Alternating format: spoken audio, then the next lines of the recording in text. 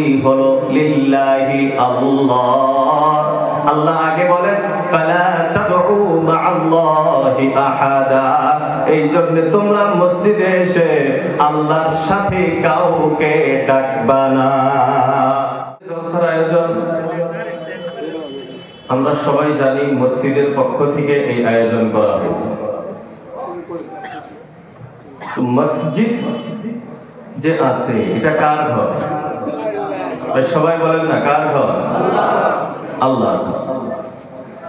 যদিও আমি আপনি তৈয়ার করছি, আমি আপনি বানাইছি, জায়গা আমি দিছি, জমিন আমি দিয়েছি, টাকা পয়সা আমি খরচ করছি, বিল্ডিং আমরা বানাইছি, কিন্তু ঘর কার? এই যে মসজিদ, পৃথিবীতে যত মসজিদ আছে, এই সমস্ত মসজিদের সম্পর্ক মসজিদে হারাম, বাইতুল্লাহ, কাবা ঘরের সাথে। কাবা ঘর আল্লাহ রাব্বুল আলামিন কেন নির্মাণ করলেন? পৃথিবীর সর্বপ্রথম ঘর বাইতুল্লাহ, কাবা ঘর। আল্লাহ রাব্বুল আলামিন বলেন ইন্না আউওয়ালা বাইতিন ওয়ুদিআ লিন-নাস লাল্লাযী বিবাক্কাতা মুবারাকা। আল্লাহ রাব্বুল আলামিন জানায়া দিলেন ইন্না আউওয়ালা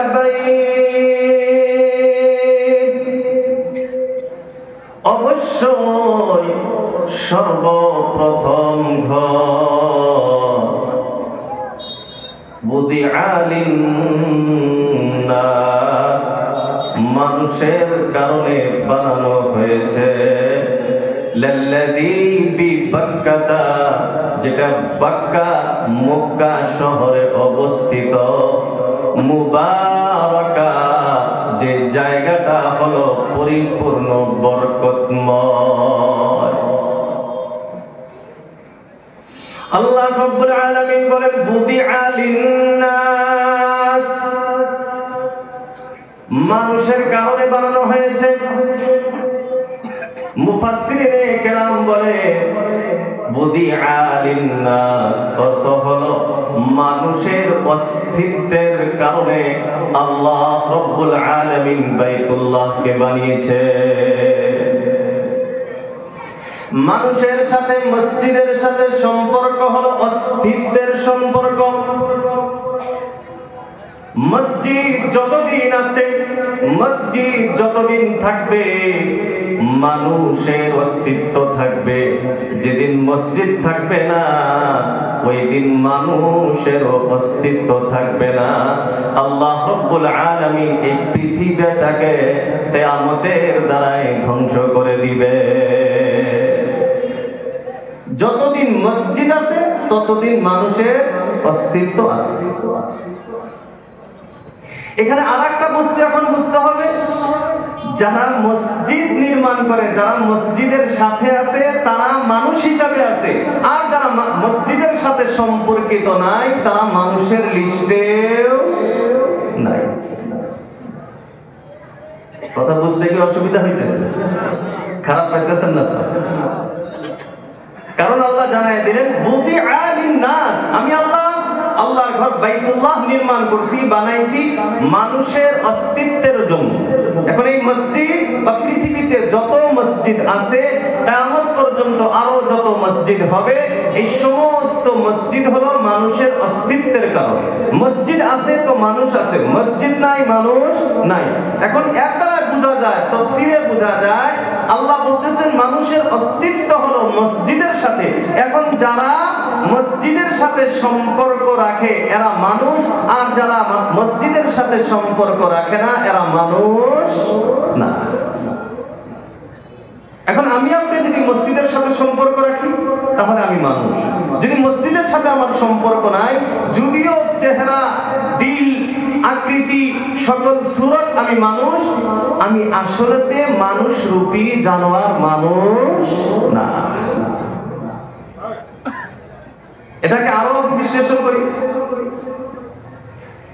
জান্নাতে যাইতে হইলে কি লাগে ভাই? ঈমান। কি লাগে? ঈমান ছাড়া জান্নাত পাওয়া যাবে? আমল যদিও আমার আপনার কম থাকে, আমল যদিও আমার আপনার কম থাকে, ঈমান নিয়ে যদি আমি আপনি মরতে পারি, ঈমানের সহিত যদি আমার আপনার মরণটা হয়, অল্প কিছু শাস্তি টাস্তি হইলেও একদিন আশা আছে জান্নাতে যাব। এই বিশ্বাস আছে তো সবাই? ভাই সবাই আছে? আছে। আমরা ঈমানদার হিসাবে, যদিও মুসলমান এখনো পরিপূর্ণ হইতে পারি নাই, ঈমানদার হিসাবে যেহেতু আমরা কালেমা পড়ছি, আল্লাহকে বিশ্বাস করি, রাসূলকে বিশ্বাস করি, কোরআনকে বিশ্বাস করি, যদিও মানার ভিতরে কম আছে, তো ঈমানদার হিসাবে আমি আপনি একদিন হইলেও ইনশাআল্লাহ আল্লাহর জান্নাতে প্রবেশ করব।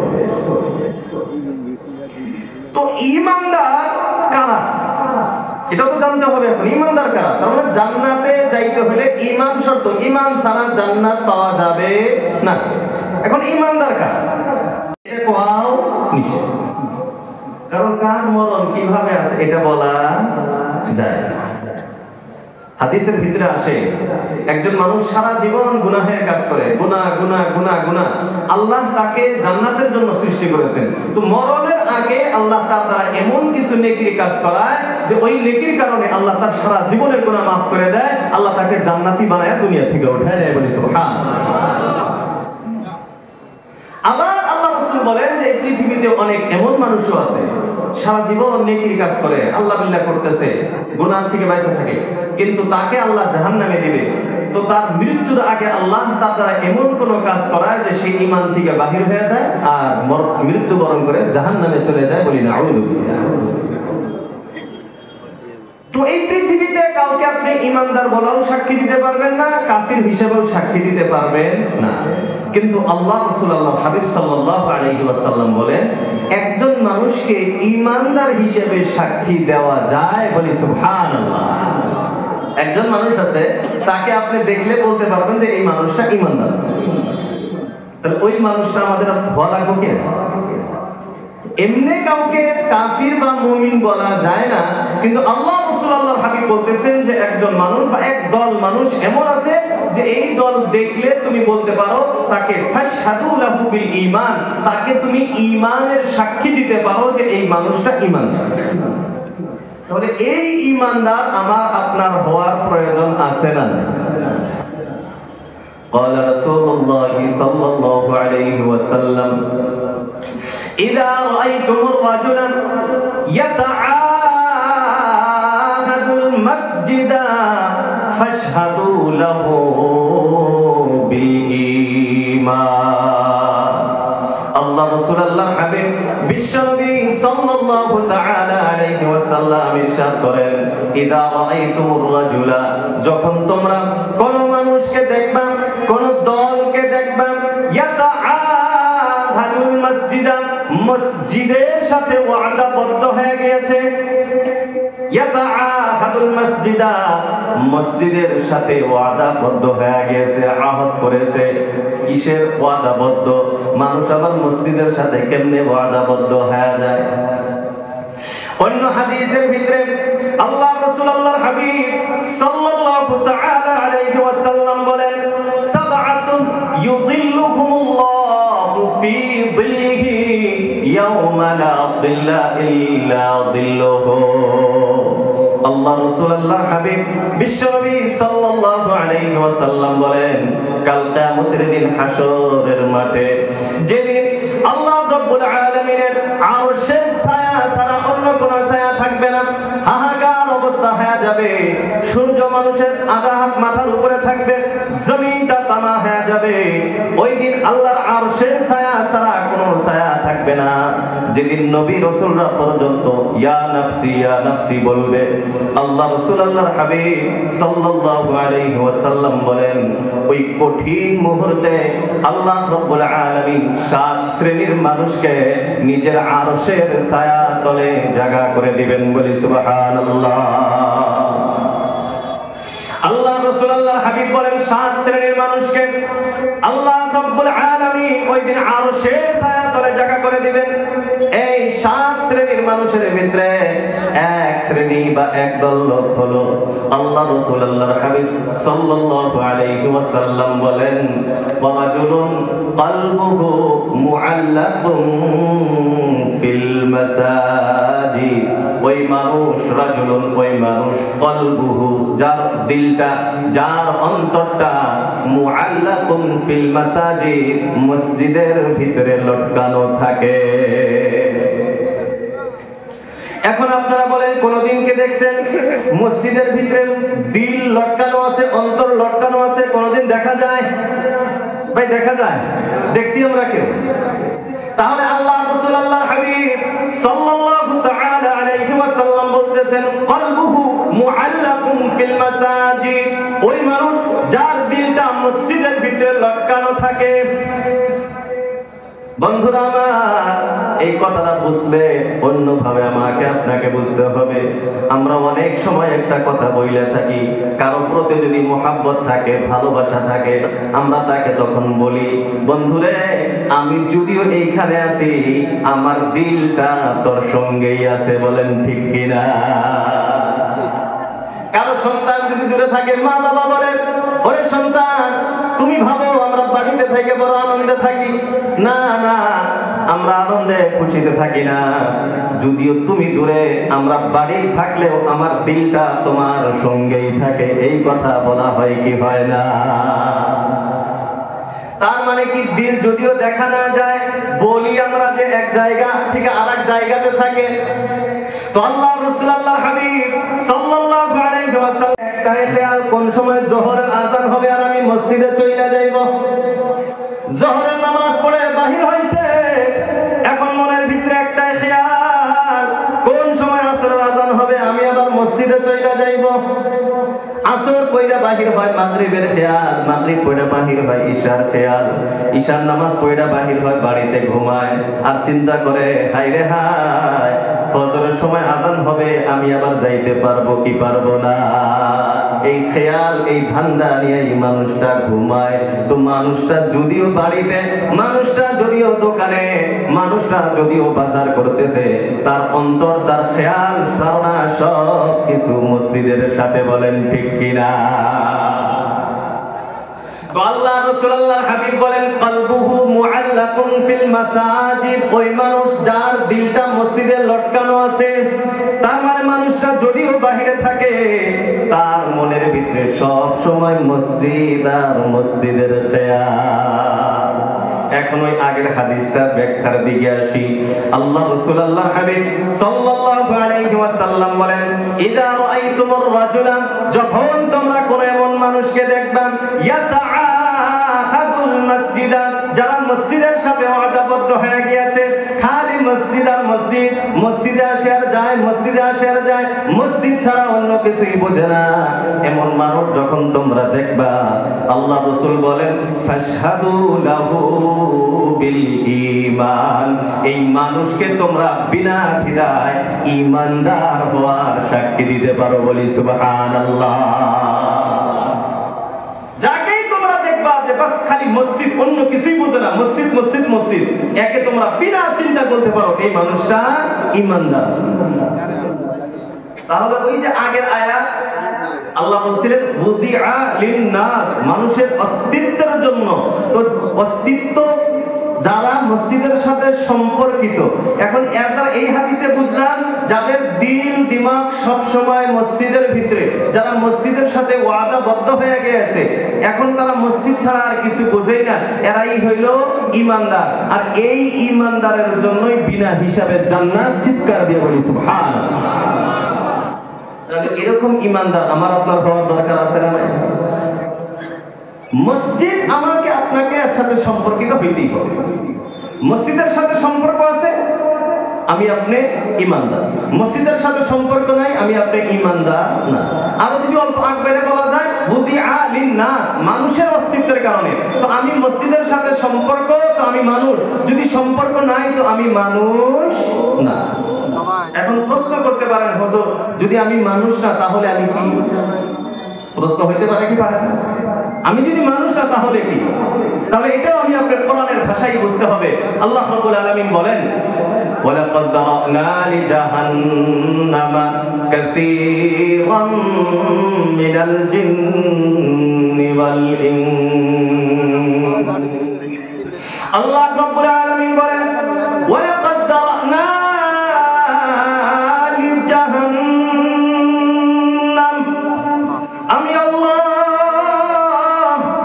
জাহান্নামের জন্য তৈয়ার করে রাখছি, জাহান্নামের জন্য বানায় রাখছি কাসীরা, অধিকাংশ, বেশিরভাগকে, কারা? মিনাল জিন্নি ওয়াল ইনসি, জিন এবং মানুষ। আল্লাহ রাব্বুল আলামিন বলতেছেন আমি অধিকাংশ মানুষকে জাহান্নামে দেওয়ার জন্য বানায় রাখছি। এর বন্ধুরা আমার, আগের হাদিস এবং আয়াতের দ্বারা আমরা বুঝছি যারা মসজিদের সাথে সম্পর্কিত তারা ঈমানদার, আর যারা মসজিদের সাথে সম্পর্কিত নাই তারা ঈমানদার না। আর জান্নাতে যাইতে হইলে ঈমান লাগে।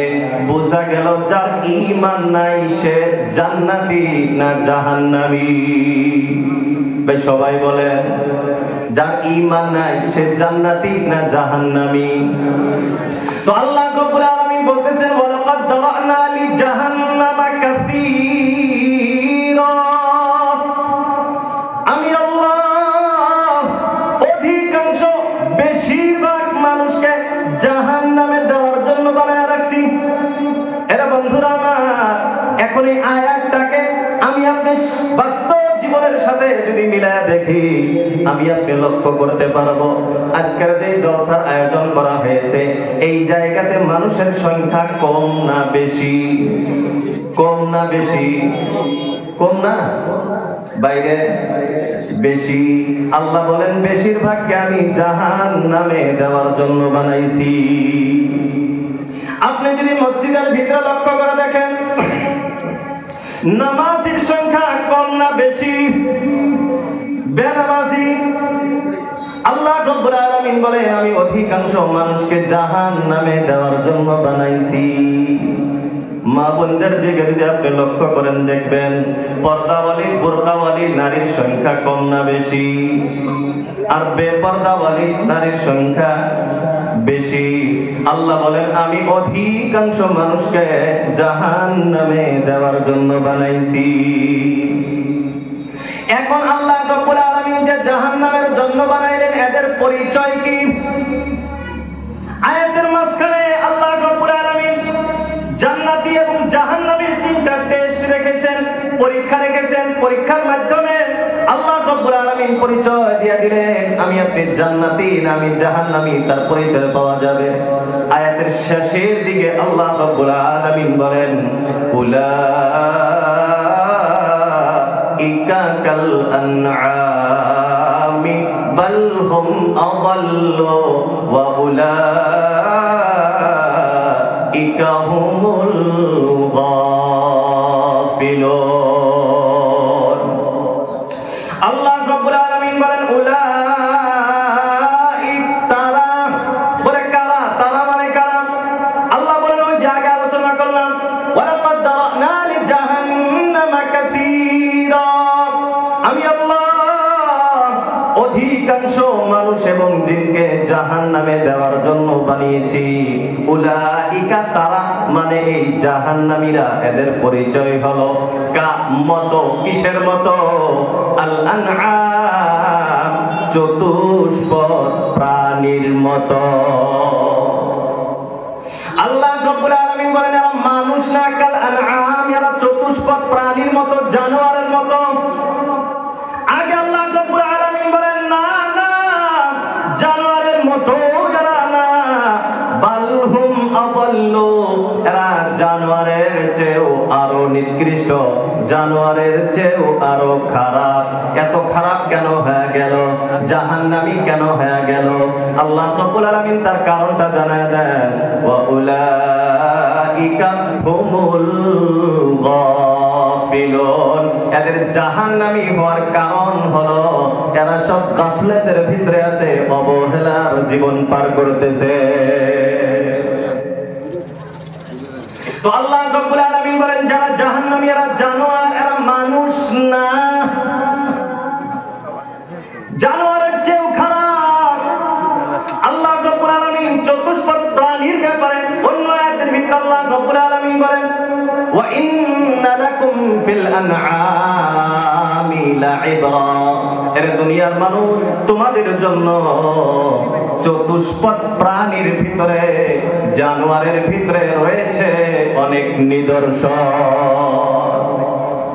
আল্লাহ রাব্বুল আলামিন বলেন তোমাদের জন্য জীবজন্তুর ভিতরে নিদর্শন রয়েছে, এই জন্য তোমরা জানোয়ারের চেয়ে আরো নিকৃষ্ট। জানোয়ারের ভিতরে কেমন নিদর্শন? এরে বন্ধুরা আমার, আল্লাহ রাব্বুল আলামিন যে গরু, ছাগল, ভেড়া ইত্যাদি বানিয়েছেন, আমাদের এলাকার ভিতরে গরু আছে না নাই? ভাই আছে না নাই? প্রায় বাড়িতে আমরা গরু পালি। আপনি গরুকে দেখবেন যখন ঘাস খায়, দেখবেন নাক দিয়া সংঘার পর সব ঘাস কিন্তু খায় না। সব ঘাস খায় কি গরু? দেখবেন তাজা তাজা ঘাস আছে, খায় না। কিছু ঘাস খায় আর কিছু ঘাস খায় না। আপনি যদি গরুকে প্রশ্ন করেন কেন এমন, কিছু ঘাস খাও আর কিছু ঘাস খাও না, এর রহস্যটা কি? গরু আপনাকে জবাব দিবে। আল্লাহ রাব্বুল আলামিন আমার নাকের ভিতরে এমন ব্যবস্থা করে দিয়েছেন, আমি নাকের দ্বারা শুনলেই বুঝতে পারি কোনটা আমার জন্য হালাল আর কোনটা আমার জন্য হারাম। যেটা হালাল সেটা আমি ভক্ষণ করি, আর যেটা হারাম সেটা আমি কোনোদিন খাই না। কিন্তু এখন আমরা যারা মানুষ আছি, আমরা যখন খাবার সময় আসে হালাল হারাম কি আমরা দেখি? ভাই দেখি আমরা না? খারাপ পাইতেছেন? আমার আপনার অবস্থা হলো খালি আরো লাগে, আরো লাগে, হালাল হোক হারাম নাই, দেখার সময় নাই, খালি সম্পদ লাগে, ঠিক কিনা? আল্লাহ রাব্বুল আলামিন এই ব্যাপারে ছোট্ট একটি সূরা সবারই প্রায় মুখস্থ আছে, আলহাকুমুত তাকাতুর হাত্তা যুরতুমুল মাকাবির। সূরা তাকাতুর এটা মুখস্থ আছে না? না, অনেক মানুষের এই সূরা মুখস্থ আছে, ছোট্ট একটি সূরা। আল্লাহ রাব্বুল আলামিন বলেন আলহাকুমুত তাকাতুর, আল্লাহ ধ্বংস করে দিয়েছে, বরবাদ করে দিয়েছে, জাহান্নামী বানিয়ে দিয়েছে। তোমাদেরকে জাহান্নামী বানিয়ে ফেললো, তোমাদেরকে জাহান্নামে নিয়ে চলে গেল। কে তোমাদেরকে জাহান্নামী বানাইলো? আল্লাহ বলেন আত্তাকাতুর, তোমাদের সম্পদের প্রতিযোগিতা, কে কার চেয়ে বেশি সম্পদ উপার্জন করতে পারো, এই প্রতিযোগিতা তোমাদেরকে জাহান্নামের দিকে নিয়ে গিয়েছে। আজ আমার আপনার অবস্থা হয়ে গেল খালি সম্পদ লাগে, কে কার চেয়ে বেশি সম্পদ উপার্জন করতে পারে। আমি আপনি উপার্জনের ভিতরে প্রতিযোগিতা করি, কে কার চেয়ে বড় বিল্ডিং দিতে পারে, কে কার চেয়ে বেশি খরচ করতে পারে, কে কার চেয়ে বেশি উপার্জন করে দেখাইতে পারে। হালাল নাই, হারাম নাই, খালি সম্পদ লাগে আর লাগে, বেশি লাগে আরো বেশি লাগে। এই বেশি বেশি বেশি বেশি আমাকে আপনাকে জাহান্নাম পর্যন্ত নিয়ে গেছে। কিন্তু বন্ধুরা আমার, এই জাহান্নাম পর্যন্ত যে নিয়ে গেল বেশি বেশি করা, এই বেশি বেশি কিন্তু সব সময় থাকে না। একটা সময় আসে আমার আপনার সব বেশি বেশি বন্ধ হয়ে যায়। কোন দিন আমার বেশি বেশি সব বন্ধ হয়ে যায়? আল্লাহ রাব্বুল আলামিন বলেন হাত্তা যুরতুমুল মাকাবির, যেদিন তুমি কবরের সাথে সাক্ষাৎ করবা, কবরের সাথে যেদিন তোমার সাক্ষাৎ হয়ে যাইবে, ওই দিন আর তোমার কোনো বেশি বেশি থাকবে না। বলেন ঠিক কিনা? আল্লাহ রাসূল, আল্লাহর হাবিব সাল্লাল্লাহু তাআলা আলাইহি ওয়াসাল্লাম এই সূরাটা তেলাওয়াত করার পর বলেন, ইবনে আদম মানুষ বলে খালি আমার লাগে আর লাগে। আল্লাহ রাসূল, আল্লাহর হাবিব বলেন মানুষের অবস্থা হলো, আমার আপনার অবস্থা হলো, লাউ কানা লি ইবনে আদম ওয়াদিয়াম মিন যাহাব ফাআহাব্বা আন ইয়াকুনা লাহু ওয়াদিয়াইন। আল্লাহ রাসূল, আল্লাহর হাবিব সাল্লাল্লাহু আলাইহি ওয়াসাল্লাম বলেন, যদি মানুষের কাছে একটা স্বর্ণের পাহাড় থাকে, কিসের পাহাড়? ভাই সবাই বলেন কিসের পাহাড়? লাউ কানা লিইবনি আদম ওয়াদিয়াম মিন যাহাব, যাহাবুন মানে স্বর্ণ। আল্লাহ রাসূল বলেন মানুষের কাছে যদি একটা স্বর্ণের পাহাড় থাকে, লা আহাব্বা আন ইয়াকুনা লাহু ওয়াদাইন, সে আশা করবে আমার যদি দুইটা স্বর্ণের পাহাড় হইতো। কারণ 1 বিঘা জমি আছে আশা করে যদি 2 বিঘা হইতো, একটা গাড়ি আছে আশা করে যদি 2টা হইতো, একটা প্লট আছে আশা করে 2টা প্লট যদি হইতো। কোনদিন কি আশা কমে? কমে? এরে বন্ধুরা আমার, মুরব্বি যারা আছে খারাপ পাবেন না। আল্লাহ রাসূল আল্লাহর হাবিব সাল্লাল্লাহু আলাইহি ওয়াসাল্লাম বলেন মানুষ যত বুড়ো হয়, মানুষের বয়স যত বাড়ে, দুইটা বস্তুর মহব্বত ততই তাজা হয়। মানুষ যত বয়স বাড়ে, দুইটা বস্তু ভালোবাসা অত তাজা হয়ে আসে। দুইটা বস্তু কি কি? আল্লাহ রাসূল আল্লাহর হাবিব বলেন 1 নাম্বার হলো জীবনের প্রতি ভালোবাসা, আর যদি 2-3 বাচ্চা পাইতা। আর একটা হলো সম্পদের লালসা, আরো যদি 2 বিঘা জমি কইরা মরবার পাইতা। আছে না না? মুরব্বিরা আবার খারাপ পায় না, আর খারাপ পাবেন এটা তো আমার কথা না, রাসূলুল্লাহর কথা। তো বন্ধুরা আমার, আল্লাহ রাসূল আল্লাহর হাবিব বলেন মানুষের কাছে একটা স্বর্ণের পাহাড় থাকলে আশা করবে আর একটা যদি হয়তো, যদি 2টা স্বর্ণের পাহাড় হয়তো। আগে আল্লাহ রাসূল আল্লাহর হাবিব সাল্লাল্লাহু আলাইহি ওয়াসাল্লাম বলেন ওয়ালা ইয়ামলা ফাহু, মানুষের মুখ কোনোদিন ভরে না, এর পেট কোনোদিন ভরে না, এর মুখ কোনোদিন পরিপূর্ণ হয় না। হ্যাঁ, একদিন পরিপূর্ণ হয়, ইল্লা তুরাব, যেদিন মাটির চাপা মুখের উপরে পড়ে, আমাকে কবরে রেখে মুখের উপরে যখন মাটির চাপা দেওয়া হয়, আল্লাহ রাসূল বলেন ওই দিন সব আশা আকাঙ্ক্ষা বন্ধ হয়ে যায়। তো বন্ধুরা আমার, আমি আপনি যখন টাকা পয়সার ব্যাপার আসে হালাল দেখি না হারাম দেখি না, খালি বেশি লাগে লাগে আর লাগে। আর ওইদিকে গরু ছাগলের অবস্থা হলো হালাল টাকায় হারামটা খায় না, তাহলে আমার আপনার চেয়ে ওই চতুষ্পদ প্রাণী ভালো না খারাপ? ভাই সবাই বলেন না ভালো। এই জন্য আল্লাহ রাব্বুল আলামিন বললেন আমি যাদেরকে জাহান্নামের জন্য তৈয়ার করে রাখছি, এদের অবস্থা হলো এরা চতুষ্পদ জানোয়ারের মতো না, না বালহুম আদাল্লু, এরা জানোয়ারের চেয়েও আরো নিকৃষ্ট। এখন আমি আপনি এত নিকৃষ্ট কেমনে হয়ে গেলাম? আমি আপনি জানোয়ারের চেয়েও খারাপ কেমনে হয়ে গেলাম? এত খারাপ হওয়ার রহস্যটা কি? আল্লাহ রাব্বুল আলামিন কারণটাও জানায় দিলেন, ওয়া উলাইকা হুমুল গাফিলুন, এর মূল রহস্য হলো আমি আপনি গাফলাতে ঘুমিয়ে আছি, অবহেলার ভিতরে পার করতেছি। দেখা যাক আর কয়দিন পরে দেখবো সময় খালি এমনি পার করতেছি। এর বন্ধুরা আমার, আমি আপনি যখন নওজোয়ান, আমি আপনি যখন যুবক বয়সে আমি আপনি থাকি, তখন যদি ইবাদত বন্দেগীর কথা বলা হয়, মসজিদের দিকে যদি ডাকা হয়, মসজিদে যদি আসতে বলা হয়, তখন আমি আপনি অজুহাত করাই, এখনো তুই বিবাহই করলাম না, এখন আর কিসের মসজিদ? বিবাহ করানো হয়, তখন যদি বলা হয় তখন বলে এই মাত্র বিবাহ করলাম, এখনো তো ছেলে মেয়ের মুখ দেখলাম না, ছেলে মেয়েও হয়ে গেল। এখন বললে কয় এখন তো কাপড়ই না পাক থাকে, ছেলে মেয়ে অল্প বড় হোক। ছেলে মেয়ে যখন বড় হয় তখন যদি মসজিদের দিকে ডাকা হয়, তখন বলে এই মাত্র ছেলে মেয়ে বড় হলো, এখনো তো বিবাহ শাদী হইল না, এখনো তো শ্বশুর শাশুড়ি হইলাম না, কিছুদিন পর ছেলে মেয়ে বিবাহ করায়। তারপরে যদি মসজিদে ডাকে, এখন বলে এই মাত্র ছেলে মেয়ে বিবাহ করাইলাম, এখনো তো নানা হইলাম না, দাদা হইলাম না, এখন আর কিসের নামাজ রোজা?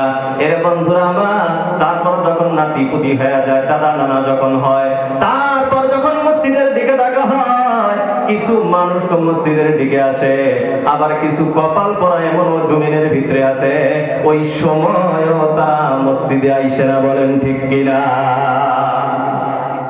এই যে আমি অবহেলা করতেছি, পরে দেখা যাবে, সময় আসলে দেখা যাবে এই অবহেলা করার কারণে, অবহেলিত হওয়ার কারণে আল্লাহ রাব্বুল আলামিন বলেন তুমি জাহান্নামী হয়ে গেছো, আর তুমি জানোয়ারের চেয়েও নিকৃষ্ট হয়ে গেছো। এটা বন্ধুরা আমার, এই কথাগুলি বলার উদ্দেশ্য হলো, আগের আয়াত আমি আনছিলাম, আল্লাহ রাব্বুল আলামিন বলেছিলেন মসজিদটাকে আমি মানুষের অস্তিত্বের কারণে বানিয়েছি। এখন যারা মসজিদের সাথে সম্পর্কিত প্রকৃত তারা মানুষ, আর যারা মসজিদের সাথে সম্পর্ক রাখে না তারা যে মানুষ না, এইটা বুঝানোর জন্য এই পরিপূর্ণ আয়াতের আলোচনা। এখন তো আমাদের কিছু বুঝে আসছে আলহামদুলিল্লাহ, কিছু বুঝে আসছে তো আলহামদুলিল্লাহ। যারা মসজিদের সাথে সম্পর্ক রাখবো আমরা মানুষ এবং মুসলমান মুমিন ঈমানদার, আর যারা মসজিদের সাথে সম্পর্ক রাখবো না তারা মানুষও না ঈমানদারও নাই। তাহলে মসজিদের সাথে সম্পর্ক রাখা লাগবে তো ইনশাআল্লাহ। এখন যাদের আমাদের মসজিদের সাথে সম্পর্ক হবে, এখন বলেন এই মসজিদটা কার? সবাই বলেন না কার? আল্লাহ। আল্লাহ রাব্বুল আলামিন এই ব্যাপারে বলেন ওয়া আন্নাল মাসাজিদা লিল্লাহ ফালা তাদউ মা'আল্লাহি আহাদা। আল্লাহ রাব্বুল আলামিন বলেন ওয়া আন্নাল মাসাজিদা লিল্লাহ, অবশ্যই এই পৃথিবীতে যত মসজিদ আছে এই সমস্ত মসজিদগুলি হলো লিল্লাহি আল্লাহ। আল্লাহ আগে বলেন ফালা তাদউ মা'আল্লাহি আহাদা, এই জন্য তোমরা মসজিদে এসে আল্লাহর সাথে কাউকে ডাকবা না। আল্লাহ রাব্বুল আলামিন বলেন মসজিদে এসে তুমি আল্লাহ ছাড়া কাউকে ডাকবা না। ফালা তাদউ মা'আল্লাহি আহাদা, আল্লাহর সাথে কাউকে ডাকবা না, তার অর্থ কি, ব্যাখ্যা কি? এর বন্ধুরা আমার, এর প্রথম নাম্বার ব্যাখ্যা হলো ফালা তাদউ মা'আল্লাহি আহাদা, আল্লাহর সঙ্গে কাউকে ডাকবা না। তার অর্থ এক নাম্বার, আল্লাহর সঙ্গে কাউকে অংশীদার বানাইবা না, শিরক করবা না। কারণ শিরক হইলো মহাপাপ, এর চেয়ে বড় আর কোনো পাপ নাই। আল্লাহ রাব্বুল আলামিন বলেন ইন্নাল্লাহা লা ইয়াগফিরু আন ইউশরাকা বিহি ওয়া ইয়াগফিরু মা দুনা যালিকা লিমান ইয়াশা। আল্লাহ রাব্বুল আলামিন বলেন আমি আল্লাহ পৃথিবীর মানুষকে জানায়া দিলাম, কেউ যদি শিরক করো, আমি আল্লাহর সাথে যদি কাউকে অংশীদার বানাও, আমি আল্লাহ কাউকে ক্ষমা করব না। শিরক করনেওয়ালা মুশরিকদেরকে আমি কখনো ক্ষমা করব না। ওয়া ইয়াগফিরু মা দুনা যালিকা লিমান ইয়াশা, শিরক ব্যতীত শিরকের নিচে যদি কোনো গুনাহ হয় আমি আল্লাহ যাকে চাইবো তাকে ক্ষমা করে দিব। বলি সুবহানাল্লাহ। শিরক এটা আল্লাহ রাব্বুল আলামিন কখনো ক্ষমা করবেন না, কখনো maaf করবেন না। এখন অনেকেই প্রশ্ন করতে পারেন হুজুর শিরকটাকে কেন আল্লাহ maaf করবেন না? যে আল্লাহ রাব্বুল আলামিন সব ধরনের গুনাহ maaf করতে পারে, আমি আপনি নামাজ পড়ি না, রোজা রাখি না, আল্লাহ রাব্বুল আলামিন চাইলে ক্ষমা করতে পারেন কি পারেন না? ভাই সবাই বলেন পারেন কি পারেন না? আল্লাহ রাব্বুল আলামিন চাইলে ক্ষমা করতে পারেন, কিন্তু শিরক এমন একটি পাপ আল্লাহ জানায় দিলেন লা ইয়াগফিরু আন ইউশরাকা বিহি, এই মুশরিকের কোনোদিন ক্ষমা হবে না। এর কারণটা কি? এর বন্ধুরা আমার, এটাকে আমি আপনি অল্প বিশ্লেষণ করে বুঝতে হবে। বন্ধুরা আমার, আমি আপনি ভারতবর্ষে বসবাস করি, আমি আপনি ভারতের বাসিন্দা। পৃথিবীতে 250 মতো দেশ আছে, আছে না নাই? 250 মতো দেশ আছে। প্রত্যেকটা দেশের কিছু নিয়ম কানুন আছে, আছে না নাই? আইন কানুনের ব্যবস্থা আছে, সংবিধানের ব্যবস্থা আছে। প্রত্যেকটা সংবিধানের ভিতরে ওই দেশের কিছু অপরাধের কথা উল্লেখ করা আছে, এই অপরাধ করলে এটা হবে। অপরাধের সাথে সাথে তার শাস্তির কথা উল্লেখ করা আছে, আছে না নাই? আমি আপনি ভারতবর্ষে থাকি, এই ভারতবর্ষের যে সংবিধান আছে, আইন ব্যবস্থা আছে, সংবিধানে উল্লেখ করা আছে এই অপরাধ যদি করো এই শাস্তি দেওয়া হবে। অপরাধও লেখা আছে, শাস্তিও লেখা আছে, আছে না নাই? কিন্তু এই সমস্ত কিছুর মাধ্যমে একটা কথা লেখা আছে, সেটা হলো দেশদ্রোহী অপরাধ। দেশদ্রোহী, তো এই দেশদ্রোহী এটা কোন রাষ্ট্রে কেউ ক্ষমা করে না, এর কোনো ক্ষমা নেই। বড় বড় অপরাধ করে ফেলেছে, সমস্ত আদালত তাকে ফাঁসির রায় দিয়ে ফেলেছে। ডিস্ট্রিক্ট জজ কোর্টে গেছে, কাম নাই, হাইকোর্টে গেছে, কাম নাই, লাস্টে সুপ্রিম কোর্টে গেছে, তাও কাম নাই। এরকম যদি অপরাধী হয়, যদি রাষ্ট্রপতি প্রধানমন্ত্রী ইচ্ছা করে তাকে ক্ষমা করতে পারে কি পারে না? পারে না, এই ক্ষমতা আছে না? কিন্তু কেউ যদি রাষ্ট্রদ্রোহিতা করে, রাষ্ট্রের বিরুদ্ধে কোনো কথা বলে, রাষ্ট্রের বিরুদ্ধে চলে যায়, এর কোনো ক্ষমা নাই। কেন ক্ষমা নাই? তার কারণ হইল, তুমি ভারতবর্ষে থাকবা বা যে কোনো দেশে, তুমি আমার দেশে থাকবা, আমার দেশের জমিনে তুমি থাকবা, আমার দেশে তুমি খাইবা, আমার তা সব পিন দিবা, সব কিছু আমার পাওয়ার পরে তুমি আমার বিরুদ্ধে কথা বলবা, যে থালিতে খাইবা ওই থালিতেই ছেদ করবা, এই জন্য এর কোনো ক্ষমা নাই। এখন বন্ধুরা আমার বলেন, এই জমিটা কার? আসমান কার? আমি আপনি যা কিছু পাইতাছি খাইতাছি কার? সব কিছুই তো আল্লাহ। তো আল্লাহ রাব্বুল আলামিন এই জন্যই জানায় দিলেন, আমি আল্লাহ দেওয়ার জমিনে তুমি থাকো, আমি আল্লাহ দেওয়ার রিজিক তুমি খাও, আমি আল্লাহ দেওয়া অক্সিজেন তুমি গ্রহণ করো, আমি আল্লাহ দেওয়া সব কিছু তুমি উপভোগ করো। এখন তুমি আমি আল্লাহর জমিনে থাইকা তুমি আমার বিরুদ্ধে যদি চলে যাও, এর কোনোদিন ক্ষমা হবে না, কারণ এইটা হলো দেশদ্রোহিতা। এই জন্য শিরকের কোনো ক্ষমা নাই। এখন শিরকের কয়েকটা ভাগ আছে। এক নম্বর শিরক ফিজ্জা, আল্লাহর সঙ্গে কাউকে অংশীদার বানানো। দুইটা তিনটা আল্লাহ মানা। এই পৃথিবীতে দুইটা তিনটা আল্লাহ, এটা সম্ভব? সম্ভব? এখন আমি এইটাকে একটা সুন্দর, আল্লাহ একটা সুন্দর উদাহরণ দিয়ে আমাকে আপনাকে বুঝাইছেন, পৃথিবীর মানুষকে আল্লাহ একটা সুন্দর উদাহরণ দিয়ে বুঝাইছে। পৃথিবীতে যত রাষ্ট্র আছে, রাষ্ট্রপ্রধান কয়জন থাকে? সবাই বলেন না? প্রধানমন্ত্রী, রাষ্ট্রপতি, তারপরে আপনার স্টেটের মুখ্যমন্ত্রী, কয়জন থাকে? তারপরে ডিস্ট্রিক্টের ডিসি, মিসেস আরো নিচের লেভেলে আসি, একবারে গ্রামে পঞ্চায়েত লেভেলে আসে, গ্রামে একটা গ্রামে মেম্বার কয়জন থাকে? একজন। কেন? প্রধানমন্ত্রী প্রধানমন্ত্রী না, চেয়ারটার নাম প্রধানমন্ত্রী। কথা হাসা না? মুখ্যমন্ত্রী, ওই চেয়ারটার নাম মুখ্যমন্ত্রী, মুখ্যমন্ত্রীর নাম মুখ্যমন্ত্রী। আজকে মামা আছে, সামনে 26-এ নাও কথা কয় না। আল্লাহ চাইলে নাও থাকতে পারে, কোনো গ্যারান্টি আছে? সর্বাঙ্গ সভা ছিল, তরুণ গগৈ সভা ছিল, প্রফুল্ল মহন্ত ছিল, এখন নাই। কিন্তু মুখ্যমন্ত্রী যে এই শব্দটা আছে না নাই, চেয়ারটা আছে না নাই, তার মানে মানুষের ক্ষমতা না, ক্ষমতা হইল চেয়ারে। বুঝাবার জন্য আপনাদেরকে বলতেছি। তো আল্লাহ এটা একটা ক্ষমতার নাম, আল্লাহু আলা কুল্লি শাইইন কাদির। সমস্ত শক্তি জেনে শেষ, তার উপরে জেনে শক্তি আরম্ভ হয়, তার নাম সবাই বলেন না আল্লাহ। এই যে কয়েকদিন ধরে দেখতেছেন না, সপ্তাহানি হইল দাবানল, দাবানল। যুবকরা কিছু বুঝতেছে, দাবানল নাম হইলে কিছু বুঝতেছে। আমেরিকার লস অ্যাঞ্জেলিস, আমেরিকার সবচেয়ে ধনী জায়গা। পৃথিবীর যত বিখ্যাত বিখ্যাত তারকা স্টার যত আছে ওই জায়গার বসতি।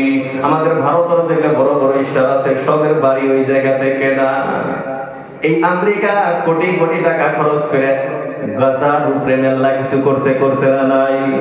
আর আল্লাহ রাব্বুল আলামিনের টাকাও লাগে নাই, পয়সাও লাগে নাই। 6 দিন 7 দিন হয়ে গেল, এখনো আমেরিকার শক্তিও ওই আগুন নিভাইতে পারে না। কথা আছে না? হাজার কোটি কোটি টাকা, বিলিয়ন বিলিয়ন ডলার খরচ করে গাজা মুসলমানের উপরে তারা অত্যাচার করতেছে, জুলুম করতেছে। হ্যাঁ, আর আল্লাহ কোনো খরচা নাই, পানি নাই, কিচ্ছুই নাই। তাহলে অল্প আল্লাহ দিতেছে না, কোন ফায়াকুন, আল্লাহর খেলা তো এটাই না, কোন ফায়াকুন, বাস হয়ে যায়। আল্লাহ এমন ভাবে দিয়ে দিছে। আর আমেরিকার সবচেয়ে পাওয়ারফুল যেটা জায়গা, ওই জায়গা দিছে। আমেরিকার মতো শক্তিশালী দেশ ওটা হার মানছে, 7-8 দিন 10 দিন হয়ে যায়, এখনো আগুনের আও নিবেন পায় না। সবচেয়ে শক্তিশালী কে? সবাই বলেন না কে? আল্লাহ। আল্লাহ বলেন কোরআনে, ইন্না বাতশা রাব্বিকা লাশাদীদ। এ দুনিয়ার মানুষ মনে রাখো, আল্লাহ ছাড় দেয়, কিন্তু ইন্না বাতশা রাব্বিকা লাশাদীদ, তোমার রবের পাকড় বহুত মজবুত, যেদিন ধরে তো ধরার মতো ধরে। কথা হাসান ছেড়ে দিছে, মুসলমানের জুলুম করবি, কত কি করবি, উচ্ছেদ করবি, এটা করবি, করতে থাক। কিন্তু যেদিন আমি আল্লাহ ধরবো, পারবে না, পৃথিবীর কোন শক্তি তাকে বাঁচাইতে পারবে না। তো মুহতারাম দোস্ত আজিজ, আল্লাহ একটা শক্তি, মহাশক্তি। এখন আপনি যদি কন যে আমি আল্লাহর সাথে আরেকটা আল্লাহ মানি, শিরক ফি জাত, আল্লাহর সাথে আরেকটা আল্লাহ মানি, আল্লাহ আমি দুইটা আল্লাহ মানি। যেমন এখন আপনি বুঝেন প্রধানমন্ত্রী আমি দুইজন মানি। এখন প্রধানমন্ত্রী আমি বলছি মানুষ না, একটা ক্ষমতার নাম প্রধানমন্ত্রী, মুখ্যমন্ত্রী একটা ক্ষমতার নাম। এখন একজন আছে, যদি দুইজন হয় তাহলে দুইজনের ক্ষমতা সমান সমান হবে না কম বেশি হবে? প্রধানমন্ত্রী হিসেবে সমান সমান না? দুইজন যদি প্রধানমন্ত্রী হয় তাহলে ক্ষমতা সমান সমান হইতে হবে, না তাহলে তো প্রধানমন্ত্রী উপপ্রধানমন্ত্রী, মুখ্যমন্ত্রী উপমুখ্যমন্ত্রী, তা তো আলাদা হয়ে গেল না। যদি দুইজন প্রধানমন্ত্রী হয়, দুইজন মুখ্যমন্ত্রী হয়, তাহলে দুইজনের ক্ষমতা সমান সমান হইতে হবে। তার মানে সিগনেচারের সাইনের দাম সমান সমান।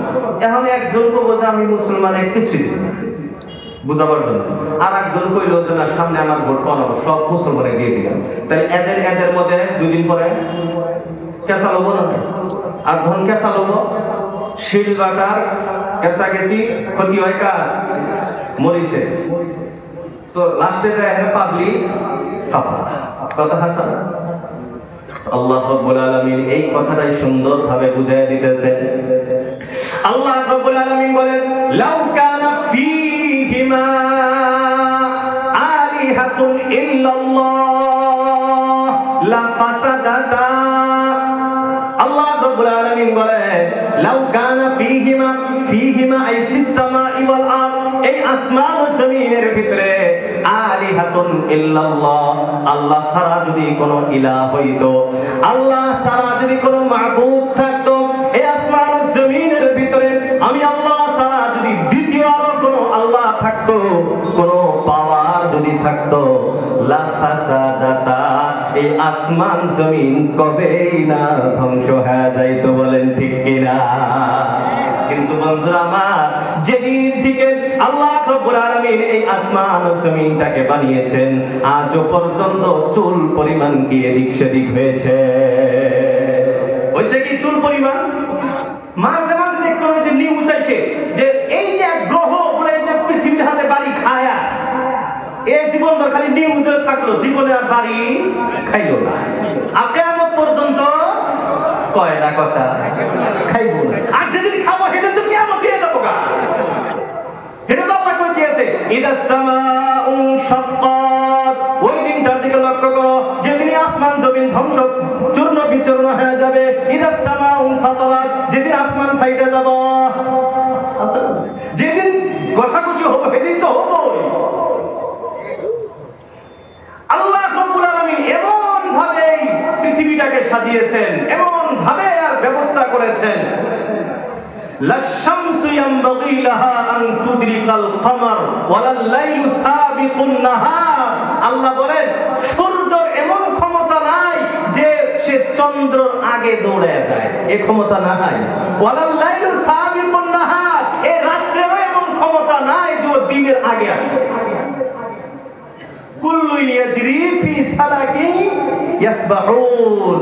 আল্লাহ বলেন সমস্ত নক্ষত্র, গ্রহ, তারা যা কিছু আছে সব যার যার গতিপথে সাঁতার কাটতেছে। শব্দটা দেখেন আল্লাহ কি করতেছে? ইয়াসবাহুন, সাবাহা ইয়াসবাহুন, সাঁতার কাটা। তার মানে নিচেও কিছু নাই, উপরেও কিছু নাই, সাঁতার কাটতেছে। আমরা যেটা পানির ভিতরে সাঁতার কাটি, অল্প ছেড়ে দিলে তো ডুবে যাবো না, কিন্তু ডুবি নাই, আমরা যাইতেই আছি, সাঁতার কাটতেছি। আল্লাহ বলেন আসমান জমিন গ্রহ নক্ষত্র তারা এই সব কি করতেছে? সাঁতার কাটতেছে। নক্ষত্র গ্রহগুলো কেমন কেমন? সূর্য আমাদের পৃথিবীতে কত গুণ বড়? 13 লাখ গুণ বড়। চিন্তা করছেন? এবার 13 লাখ পৃথিবী হইলে সূর্যের ভিতরে, আবার সূর্যের চেয়েও হাজার হাজার গুণ 13 লক্ষ, আরো কয়েক 13 লক্ষ গুণ বড় বড় গ্রহ নক্ষত্র পৃথিবী আল্লাহ বানাইছে। বৈজ্ঞানিক বিজ্ঞান তো এখন পর্যন্ত খালি এই যে মঙ্গল গ্রহ পর্যন্ত এই দুটো খবর পাইছে। তারপরে যে আছে সেটা কয় গ্যালাক্সির কোনো খবর। বিজ্ঞানী যদি জিজ্ঞাসা করেন যে এর কোনো কয়টা আছে কিছু হিসাব বলে লা আদরি, এর বিষয়ে কিছু জানা না। কি আছে আল্লাহই ভালো জানে। এটাই তার একটা, ওই যে আল্লাহ রাসূলুল্লাহ সাল্লাল্লাহু আলাইহি ওয়াসাল্লাম বলছেন না যে আল্লাহ এক একজন জান্নাতীকে এই পৃথিবীর সমান 10টা করে জান্নাত দিব, সিম্পল জান্নাতের, সিম্পল বড় জান্নাত না, নরমাল একবারে নিম্ন কোয়ালিটির, মানে ট্রেনের এই যে সেকেন্ড ক্লাসের জান্নাতও যারা পাবো তাও এই পৃথিবীর মতো 10 গুণ বড় বড়। মানুষ এক পৃথিবীর একটা করে মানুষ এই পৃথিবীর 10 গুণ বড় বড় জান্নাত পাবো, তাহলে আল্লাহর এত জায়গা কোনে আছে? আল্লাহ কয় গ্যালাক্সি গুলো দেখাস না, এক সূর্য যদি পৃথিবীর 13 লক্ষ গুণ বড় হয় তাহলে আরো যে আছে। হ্যাঁ, লাস্টে নাম দিচ্ছে ব্ল্যাক হোল, মানে কিছুই নাই, অন্ধকার জগৎ। এই অন্ধকার জগতে আল্লাহ কত জায়গা রাখছে, এই পৃথিবীর মতো যে 10টা না 1 কোটি করে জান্নাত যদি মানুষ সমান সমান জায়গা যদি আল্লাহ একজনে দেয়, আল্লাহ অবাক করবো? তো মুহতারাম দোস্ত আসিছো, কথা এদিক থেকে আরেক দিকে যাইতেছে, চলে সময়ও দেখে লক্ষ্য করার একটা ওই দিকে বেশি যাওয়া যাইতেছে না। তো মুহতারাম দোস্ত আসিছো, আল্লাহ রাব্বুল আলামিন যে আমাকে আপনাকে মসজিদের উপলক্ষে যে জমা করছেন, মসজিদের সাথে যে সম্পর্কিত বানাইছেন, এটা আল্লাহর বহুত বড় নিয়ামত, আমার আপনার উপরে অনেক বড় নিয়ামত যে আল্লাহ আমাকে আপনাকে এই জায়গা পর্যন্ত জমা করছেন। আলোচনা করতেছিলাম শিরক ফি জাত, আল্লাহ সাথে শিরক করা। তো আল্লাহ সব কিছু বানাইছে, তো আল্লাহ কয় যে আমার মতে এই প্রমাণ যে আল্লাহ মহাশক্তি একজন আছে। এটা হলো শিরক ফি জাত, আর এর সাথে হলো শিরক ফি সিফাত, মানে আল্লাহর গুণের সাথে অন্য কাউকে শিরক করা, অংশীদার বানানো।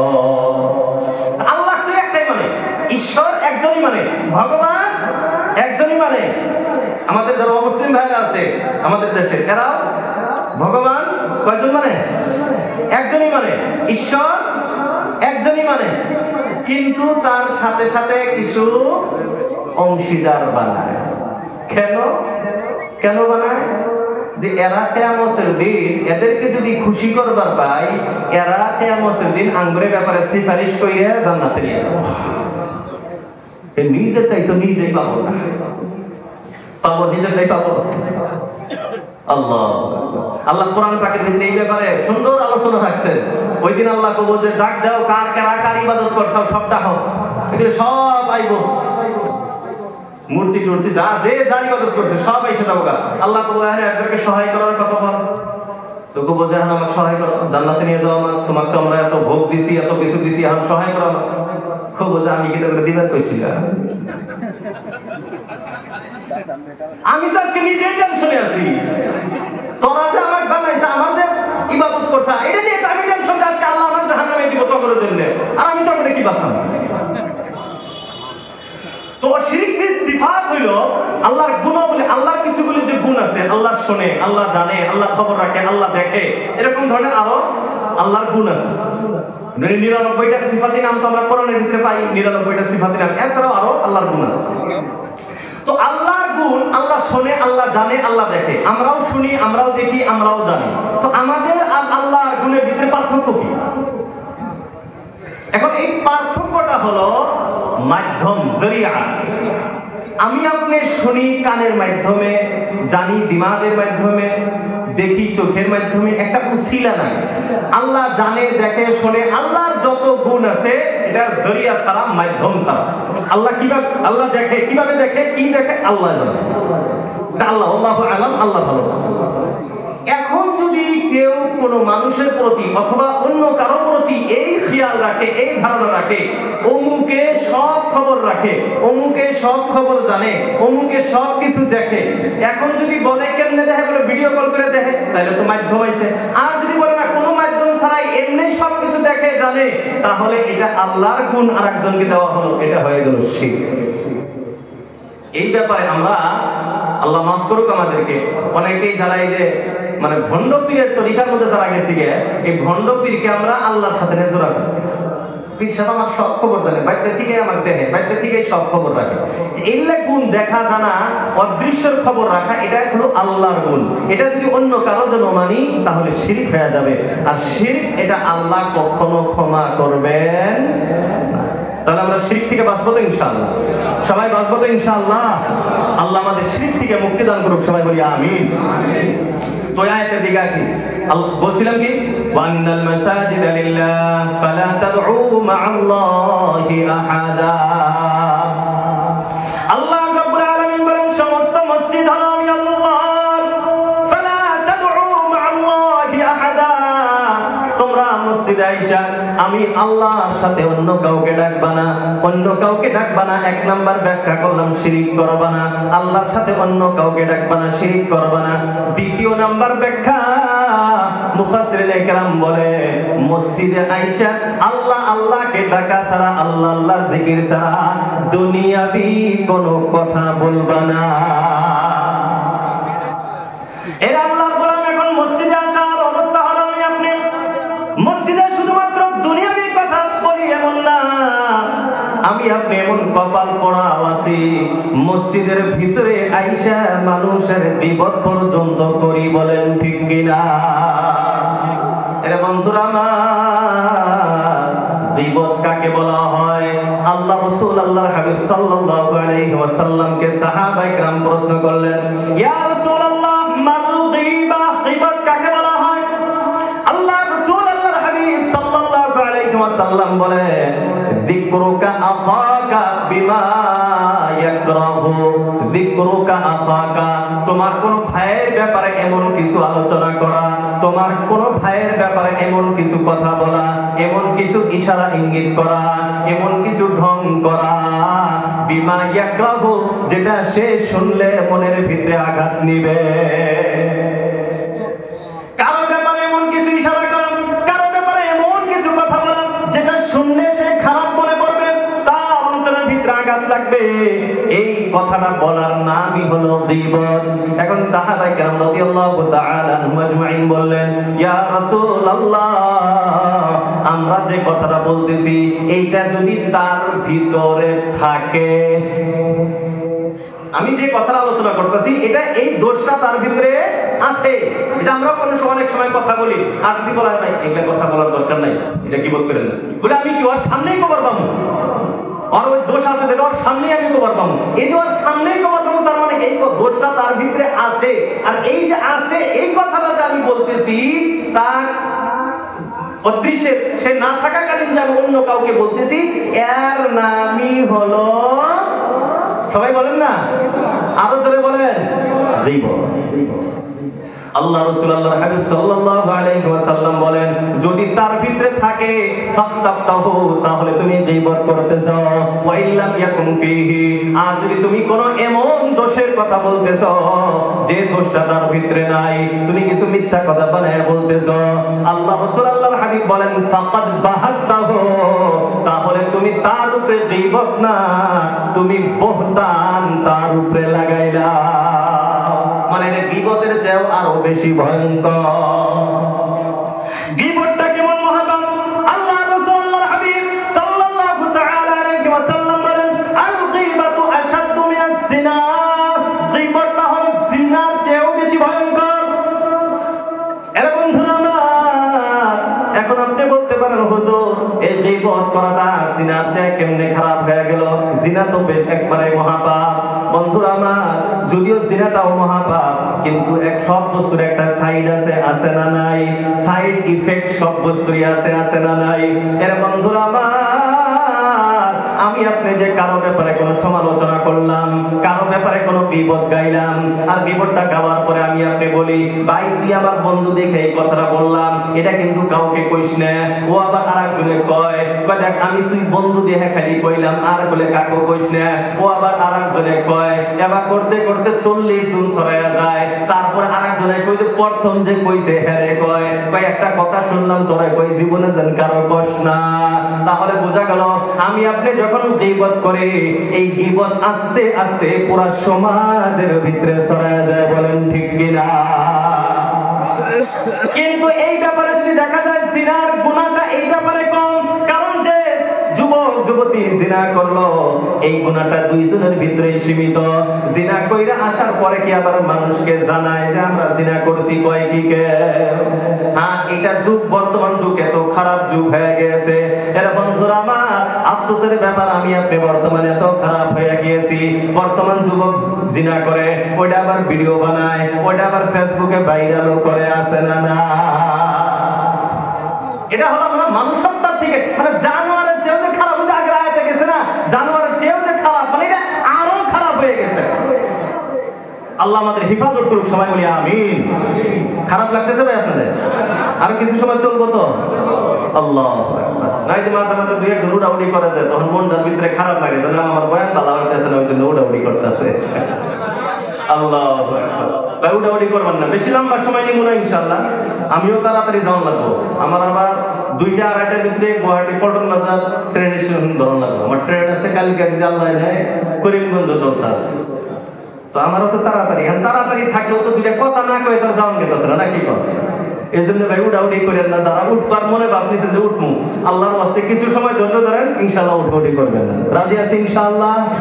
আল্লাহ আমাদের সবাইকে তৌফিক দান করুক, সবাই বলি আমিন। কথা তো জলসা মেল্লা শুনেন, এই যে কোরআন হাদিসের কথা এইভাবে ডাইরেক্ট বহুত কম, নাকি কম? ডাইরেক্ট কোরআন হাদিস থেকে তাফসীর, আলহামদুলিল্লাহ আপনাদের দোয়া আশীর্বাদে যে কটা কথা বলি কোরআন হাদিস থেকে ডাইরেক্ট ব্যাখ্যা করার চেষ্টা করি, আর ওইটাই করতেছি।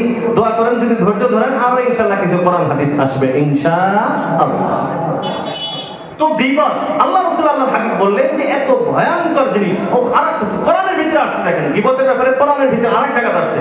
আল্লাহ রাব্বুল আলামিন বলেন, তোমরা কেউ কারো প্রতি গীবত করবা না, একজন আরেকজনের গীবত করবা না। গীবতের গুনাহটা কেমন ভয়ঙ্কর গুনাহ। আল্লাহ রাব্বুল আলামিন বলেন, আইয়ুহিব্বু আহাদুকুম আন ইয়াকুলা লাহমা আখিহি মাইতান ফাকারিহতুমু। আল্লাহ রাব্বুল আলামিন বলেন, তোমাদের ভিতরে কি কেউ এই কথাটা পছন্দ করবে? তোমাদের ভিতরে কি কারো এই কথাটা ভালো লাগবে? তুমি এক ভাইয়ের মাংস খাইবা, এক ভাই, ও ভাইটা আবার জিন্দা না, ওই ভাইটা মরা। এর বন্ধুরা আমার, মরা গরুর গোশত কেউ কেউ খাইবে, মরা ছাগলের মাংস কেউ খাইবে। এর বন্ধুরা আমার, আল্লাহ রাব্বুল আলামিন বলে, মানুষ তো মরা গরুর মাংস খায় না, মরা ছাগলের মাংস কেউ পছন্দ করে না। আল্লাহ রাব্বুল আলামিন বলেন, আইয়ুহিব্বু আহাদুকুম, তোমাদের ভিতরে কি কারো এই কথাটা পছন্দ? বলে কোন কথা পছন্দ? আইয়াকুলা, তুমি খাইবা, লাহমা আখিহি মাইতা, তোমার মৃত ভাইয়ের মাংস, তোমার মৃত ভাইয়ের মাংস। আবার আল্লাহ নিজেই বলেন, ফাকারিহতুমু, অবশ্যই তোমরা এটাকে না পছন্দ করবা। বলেন ঠিক কিনা? তো আল্লাহ রাব্বুল আলামিন বুঝাই দিলেন, তোমরা যেমন তোমার মৃত ভাইয়ের মাংস খাওয়াটা না পছন্দ করো, ঠিক তেমনি ভাবে একজন ভাইয়ের গীবত করাটাকেও তোমরা না পছন্দ করো। কারণ কারো প্রতি গীবত করা ওই মৃত ভাইয়ের মাংস খাওয়া সমতুল্য গুনাহ। তাহলে আমরা ইনশাআল্লাহ এই গীবত থেকে বাঁচার চেষ্টা করব ইনশাআল্লাহ। আল্লাহ আমাদের সবাইকে তৌফিক দান করুক, সবাই বলি আমিন। গীবত আমরা কখনো করব না। মসজিদে তো করবোই না, মসজিদের বাহিরেও আমরা করব না। একটা হলো আলোচনা আর একটা হলো সমালোচনা। আলোচনা আপনি হাজার করতে পারেন, কোনো হিসাব নাই। সমালোচনা করবেন, সমালোচনাটাই হলো বিপদ। আমাদের ভাষায় আমরা যেটাকে সমালোচনা বলি, এটাকে শরীয়তের ভাষায় বলে গীবত। আমরা পরহেজ করে বাঁচার চেষ্টা করব তো ইনশাআল্লাহ। আল্লাহ আমাদের সবাইকে তৌফিক দান করুক, সবাই বলি আমিন। তো মুহতারাম দোস্ত আজিজ, আল্লাহ বলতেছে, ওয়া আন্নাল মাসাজিদা লিল্লাহ, মসজিদগুলি হলো আমি আল্লাহ, ফালা তাদউ মাআল্লাহি আহাদা, তো তোমরা মসজিদে আল্লাহর সঙ্গে কাউকে ডাকবা না। এক নাম্বার ব্যাখ্যা, মসজিদে শিরিক করবা না। 2 নাম্বার, মসজিদের দুনিয়াবি কোনো কথা বলবা না। এর বন্ধুরা আমার, তাহলে মসজিদে আমরা কেমনে থাকবো, কেমনে আসবো, এটা জানার দরকার আছে না নাই? সুন্দর একটা হাদিস আপনাদেরকে শোনাই। আল্লাহ রাসূল আল্লাহর হাবিব সাল্লাল্লাহু আলাইহি ওয়াসাল্লাম বলেন, কোন মানুষ যদি বাড়িতে নামাজ পড়ে, কোন মানুষ যদি বাজারে নামাজ পড়ে, কোন মানুষ যদি দোকানে নামাজ পড়ে, আর একজন মানুষ যদি মসজিদে নামাজ পড়ে, এই বাড়িতে দোকানে নামাজ পড়ার তুলনায় মসজিদে যে ব্যক্তি নামাজ পড়লো, আল্লাহ রাসূল বলেন 27 গুণ সওয়াব তার বেশি। বলি সুবহানাল্লাহ। আল্লাহ রাসূল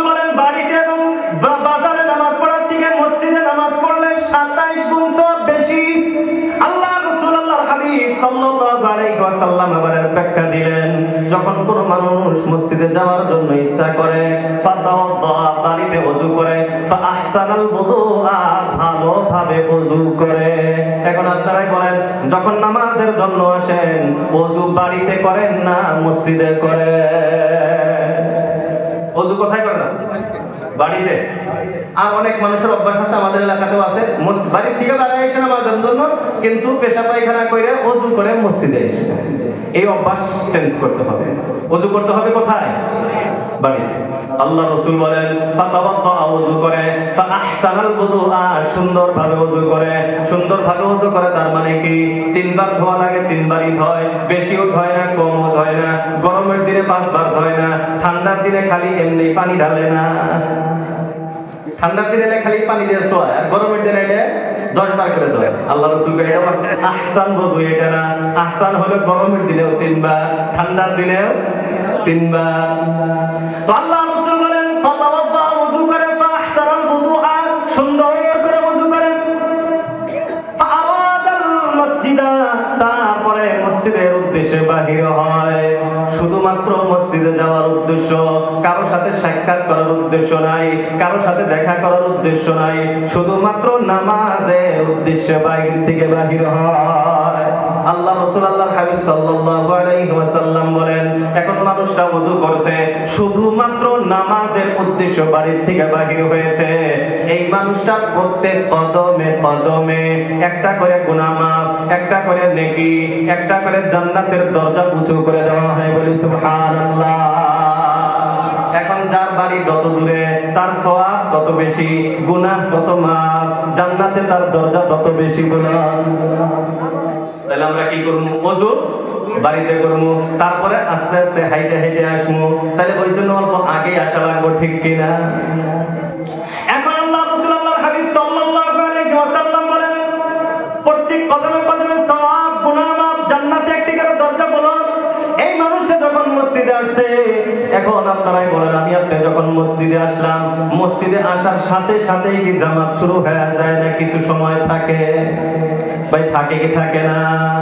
অনেক মুরব্বী আছে 11টার সময় দিনের মসজিদে আসে না নাই? তারা কিসের জন্য আসে? গল্প করার জন্য আসে? না না, তারা 10:30 11টার সময় মসজিদে এসে যোহর করার জন্য, মসজিদে এসে কোরআন ইত্যাদি পড়ে কি পড়ে না?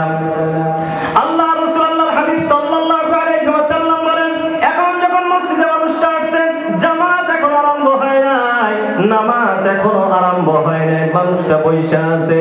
আল্লাহ রাসূল, আল্লাহর হাবিব সাল্লাল্লাহু আলাইহি ওয়াসাল্লাম বলেন, যত সময় মসজিদে বসে থাকবো, জামাত আরম্ভ হওয়া পর্যন্ত, জামাত খারাপ হওয়া পর্যন্ত, এই মানুষটা যত সময় বসে থাকবে, জামাতে নামাজ পড়ার সওয়াব এই মানুষটা পাইতেই থাকে। বলি সুবহানাল্লাহ। এখন নামাজ পর্যন্ত নামাজের সওয়াব, নামাজ পর্যন্ত নামাজের সওয়াব। আপনি যদি বাড়িতে নামাজ পড়তেন তাহলে এই সওয়াব পাওয়া যেত। নামাজ পর্যন্ত আপনি নামাজের সওয়াব পাইলেন। এখন আপনি নামাজ আদায় করলেন, ইমাম সাহেবের সাথে জামাতে আপনার নামাজ পড়া হয়ে গেল। নামাজ পড়ার পর আল্লাহ রাসূল, আল্লাহর হাবিব সাল্লাল্লাহু আলাইহি ওয়াসাল্লাম বলেন, মা লাম ইউদি ফিহি, যত সময় পর্যন্ত তার ওযু নষ্ট না হয়, যত সময় পর্যন্ত দুনিয়াবি কোনো কথা না বলে, নামাজের পরে, নামাজ সালাম ফিরানোর পরে যত সময় তার ওযু নষ্ট না হয়, যত সময় সে দুনিয়াবি কোনো কথা না বলে, অত সময় পর্যন্ত রহমতের ফেরেশতারা তার জন্য 3টা দোয়া করতে থাকে। বলি সুবহানাল্লাহ। তারা বলে, আল্লাহুম্মা আরহামহু, ও আল্লাহ এই বান্দার প্রতি তুমি রহমত নাযিল করো।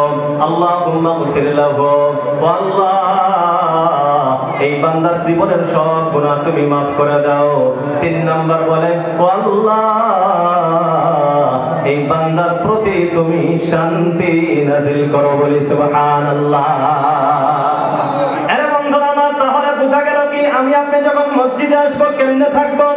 বলে, আমি যখনই মসজিদে আসি, নামাজ যদি আরম্ভ না হয়, যত সময় আমি মসজিদে থাকবো চুপ করে বসে থাকবো, আওয়াজ করব না। কেন? বলে যত সময় আমি বসে থাকবো নামাজের সওয়াব পাইতেই থাকবো। এর বন্ধুরা আমার, আমি আপনি নামাজের নিয়ত বান্দার পর এখন নামাজের ভিতরে কি কথা বলা চলে? আপনার নামাজের নিয়ত আল্লাহু আকবার, নামাজের নিয়ত বান্দিলেন, এখন কথা কওয়া যাবো, এদিক সেদিক দেখা যাবো? তাহলে আমি আপনি যদি নামাজের ভিতরে কথা বলি তাহলে নামাজ শেষ, নামাজ ফাঁসি দিয়ে যাবো গা। তো ঠিক তদ্রুপ আমি আপনি মসজিদে যে বসে আছি, এখন নামাজের সওয়াব পাইতেছি আমি, এখন যদি আমি দুনিয়াবি কোনো কথা বলি নামাজের যেটা সওয়াব পাইতেছিলাম এই সওয়াব শেষ। তাহলে আমরা যখন মসজিদে আসবো এই তরতিবে, যেটা এই হাদিসটা শোনানো হলো, তাহলে আমরা বাড়ির থেকে ওযু করব, মসজিদে এসে বসবো, বসার পরে চুপ করে থাকবো, জামাত আরম্ভ হবে, জামাত শেষ হবে, নামাজ শেষ করব, সুন্নত করব, তারপরেও যদি কিছু সময় আমার হাতে থাকে তাহলে আমরা বসে জিকির আজকার করব। মোট কথা দুনিয়াবি কোনো কথা আমরা মসজিদের ভিতরে পাবো না। যদি কোনো কথা থাকে মসজিদ থেকে বাহির হব, তারপর আলোচনা করব। ঠিক আছে ইনশাআল্লাহ? আল্লাহ আমাদের সবাইকে তৌফিক দান করুক, সবাই বলি আমিন। তো মুহতারাম দোস্ত আজিজ, এই যে মসজিদ, এটা আল্লাহর ঘর, এটা আমার আপনার অস্তিত্বের জন্য। এর সাথে সম্পর্ক আছে তো আমি আপনি জান্নাতি, সম্পর্ক নাই তো আমি আপনি মানুষও না, জান্নাতিও না। তাহলে এই মসজিদের সাথে সম্পর্ক লাগান লাগবো তো? ভাই সবাই বলেন না লাগবো? আর একটা উদাহরণ দেই, সাধারণ একবার সহজ উদাহরণ।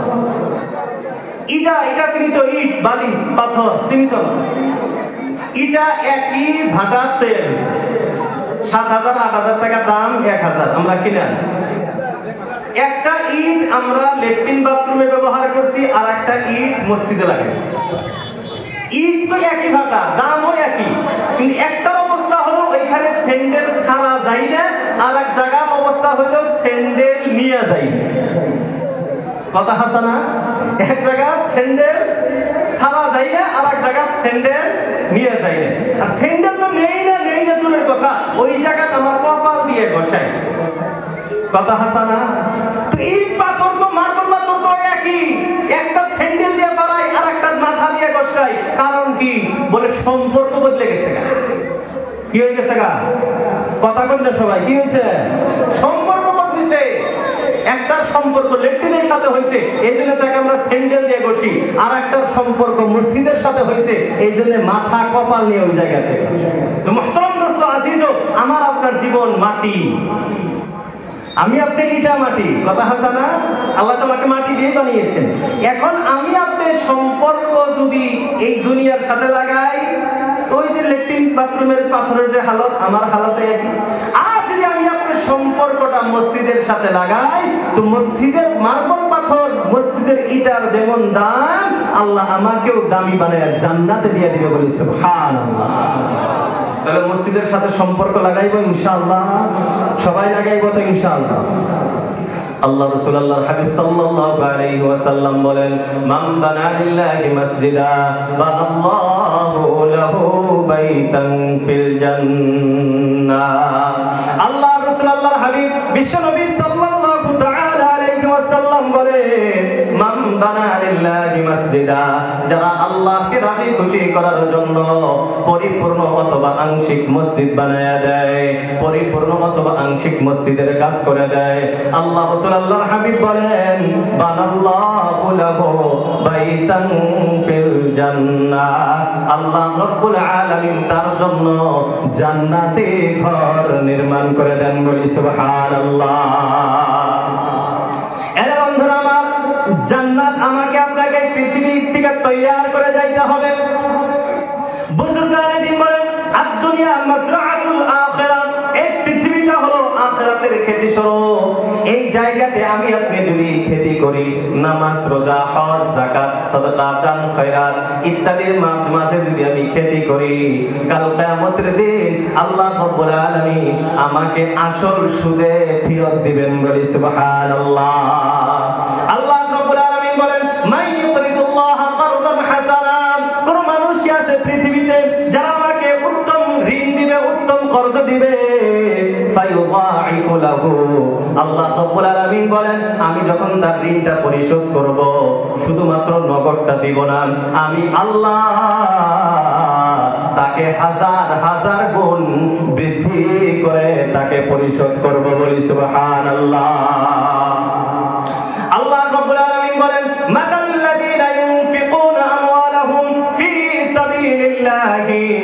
কামাসালি হাববাতিন আমবাতাত সাবআ সানাবিল ফি কুল্লি সুমবুলাতিন মিআতু হাব্বা। আল্লাহ রাব্বুল আলামিন বলেন ওই সমস্ত মানুষের উদাহরণ যারা আল্লাহ রাব্বুল আলামিনকে রাজি খুশি করার জন্য আল্লাহ রাব্বুল আলামিনের রাস্তায় খরচ করে, তাদের উদাহরণ হলো একটি বীজের মতো যেটা জমিনের ভিতরে রোপণ করা হলো, সেইখান থেকে একটা গাছ হলো, গাছের ভিতরে 7টা সিজা লাগলো, প্রত্যেকটা সিজার ভিতরে 100 করে দানা আছে, বোঝা গেল একের বদলা 700। আল্লাহ রাব্বুল আলামিন বলেন কেউ যদি আমি আল্লাহকে রাজি খুশি করার জন্য দান খয়রাত করে, আমি আল্লাহ তাকে মিনিমাম 700 গুণ সওয়াব দিয়ে দেই। বলি সুবহানাল্লাহ। এর বন্ধুরা আমার, আজ আমরা অনেক মানুষ আছি যাদের মা বাবা আমাদের অনেক কষ্ট করে লালন পালন করেছে, আছে না নাই? এর বন্ধুরা আমার, আজ আমি আপনি আমাদের সন্তানকে লালন পালন করে অত কষ্ট হয় না, রাত্রে পেশাব পায়খানার কোনো টেনশন নাই, ডাইপার পিন্দাই দিলেই তো হলো। কিন্তু বন্ধুরা আমার আব্বা আম্মা যখন আমারে আপনারে মানুষ করছে তখন কিন্তু ডাইপারের ব্যবস্থা ছিল না। আমি আপনি রাত্রে পেশাব করে দিতাম, পায়খানা করে দিতাম, আমার আপনার আব্বা আম্মা নিজে ওই পেশাবের ঠান্ডার ভিতরে থাকতো, আমারে কোনোদিন ঠান্ডায় রাখে নাই। বলেন ঠিক কিনা? আল্লাহ রাব্বুল আলামিন বলেন ওয়াবিল ওয়ালিদাইনি ইহসানা, তোমরা মা বাবার সাথে ইহসান করো। ইহসান, এখন ইহসান কাকে বলে? আল্লাহ রাব্বুল আলামিন কোরআনে কারীমের যে কয়েক জায়গাতে জানায় দিলেন মা বাবার ব্যাপারে ইহসান। ইহসান কাকে বলে? এর বন্ধুরা আমার 3টা শব্দ আছে, 2টা শব্দ আছে, 3টা শব্দ আছে।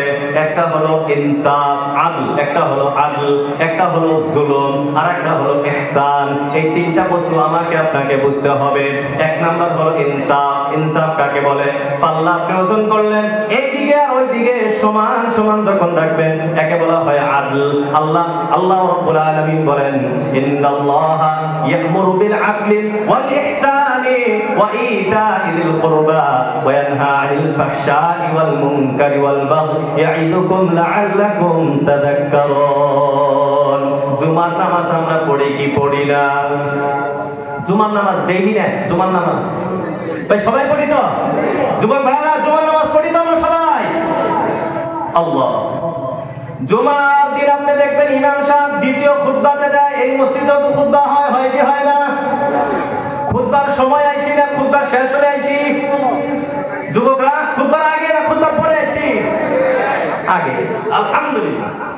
আপনি আজকে এই যে আগামী জুমার থেকে আপনি লক্ষ্য করে দেখবেন ইমাম সাহেব দ্বিতীয় খুতবা যখন শেষ করে তার আগে একটা আয়াত তেলাওয়াত করে প্রত্যেক শুক্রবারে পড়ে ইন্নাল্লাহা ইয়া'মুরু বিল আদলি ওয়াল ইহসানি ওয়া ইতা'i যিল কুরবা ওয়া ইয়ানহা 'আনিল ফাহশা'i ওয়াল মুনকারি ওয়াল বাগই। এখানে সাহাবা কোন জায়গা কোনো কিছু দেন একবারে সব ছেড়ে দেন, এরা কোনো কিছু নেই, আল্লাহ ওয়াস্তে বলতেছে। খারাপ পাইতেছেন না তো? কারণ সাহাবাদের গেলে ঝামেলা আমি জানি, সময় বহুত কম, একবার মধ্যে একবার হয়েছিল, আজ যেটা আমি চাই না যেটা হোক, নাকি কোনো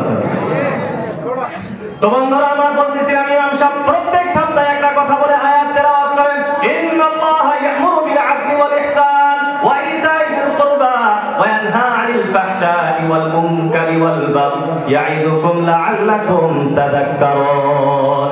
দেখবেন, খেয়াল করে দেখবেন প্রত্যেক সপ্তাহে এই আয়াত তেলাওয়াত করে। তাহলে একটা বস্তু আমার আপনার চিন্তা করতে হবে, ইমাম সাহেব প্রত্যেক সপ্তাহে একটা কথা বলে, নিশ্চয় এই কথাটা দামি কথা। বলেন ঠিক কিনা? একটা কথা যদি ডেইলি কয়, এই জন্ম থেকে প্রত্যেক শুক্রবারে কয়, তাহলে নিশ্চয় গুরুত্বপূর্ণ কথা, না হলে তো ডেইলি করার দরকার নাই। আয়াতে কারিমা ভিতরে ইমাম সাহেব বলে ইন্নাল্লাহা, অবশ্যই আল্লাহ রাব্বুল আলামিন ইয়া'মুরু, ওয়াদা দিতেছেন কে? ভাই সবাই বলেন কে? আল্লাহ রাব্বুল আলামিন ওয়াদা দিতেছেন, আদেশ করতেছেন। কিসের আদেশ? 1 নাম্বার বিল আদলি, ইনসাফ করার আল্লাহ অর্ডার দেয়। আল্লাহ কয় আমি আল্লাহ অর্ডার দিতেছি বিল আদলি, অর্ডার দিলাম ইনসাফ করবা। 2 নাম্বার ওয়াল ইহসানি, ইহসান করবা। ইন্নাল্লাহা ইয়া'মুরু বিল আদলি ওয়াল ইহসান ওয়া ইতা'i যিল কুরবা। 3 নাম্বার আদেশ আল্লাহ বলেন আত্মীয় স্বজনের হক আদায় করবা। আত্মীয় স্বজনের হক আদায় করবা। ওয়াইতাইল কুরবা, এটি হলো আদায় করা। আর কিছু নিষেধ করলেন, ওয়ায়ানহা আনিল ফাহশাই ওয়াল মুনকারি ওয়াল বাগয। আল্লাহ বলেন আমি নির্লজ্জতা, বেহায়াই এবং সকল ধরনের গুনাহ থেকে তোমাদেরকে নিষেধ করলাম। ওয়াল বাগয, আর জুলুম করার থেকে নিষেধ করলাম। তাহলে আমি বলছিলাম তিনটা শব্দ আছে, একটা আদল, একটা জুলুম, আর একটা হলো ইহসান। আল্লাহ তিনটারই অর্ডার দিয়েছেন কি দেন না? আদল, ইনসাফ। ইনসাফ বললাম সমান সমান, এদিকে পাথর এদিকে সামান, সমান সমান ইনসাফ। পাথর উপরের দিকে, সামান নিচের দিকে, তাহলে সামান কম আছে না বেশি আছে? সামান বেশি, পাথর উপরে যেহেতু সামান নিচে, তাহলে বেশি। এই বেশি দেওয়ার নাম ইহসান, কমের বদলা বেশি দেওয়ার নাম ইহসান। আর পাথর নিচে সামান উপরে, এটা জুলুম। বুঝাইতে পারলাম আপনাদের? সমান সমান ইনসাফ, বেশি দেওয়া ইহসান, কম দেওয়া জুলুম। জুলুম কারো প্রতি করা যাবে, করা যাবে? কারো প্রতি জুলুম করা যাবে। ইনসাফ স্ত্রীর সাথে করতে হবে, সন্তানের সাথে। ইনসাফ মানে সমান সমান, মনে আছে তো?